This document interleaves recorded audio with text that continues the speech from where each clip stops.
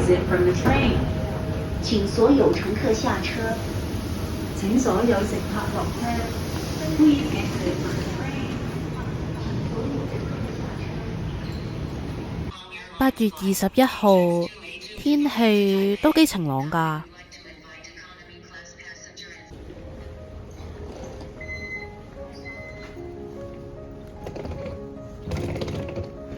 呢一日又係一個人去搭飛機嘅日子，我要去台灣啦。Well， 不過唔係去旅行喎，而係我要喺台灣讀書，開始第6年喺台灣嘅生活啦。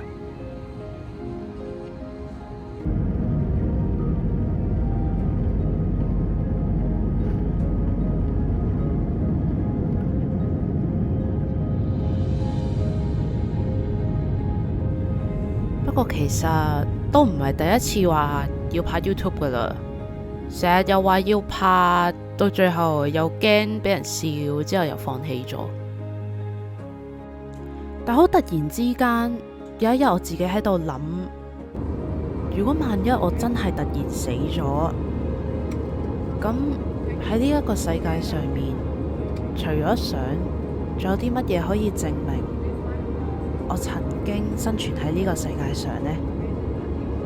我究竟喺呢一個世界度仲做過啲乜嘢呢？突然間好想拍翻片啊！安全，請繼續留喺座位，請到安全帶燈號熄滅。所有無線傳送設備請繼續保持關機，直至機艙門打開。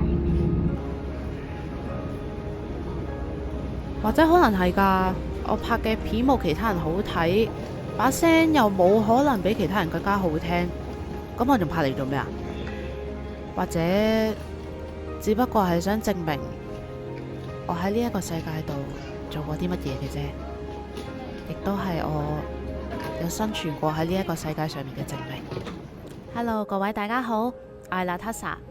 呢個 channel 主要係講我喺台灣嘅日常生活，同埋同大家傾下偈嘅 podcast。如果大家有興趣嘅話，記得多啲支持我啦。我哋下次再見啦〜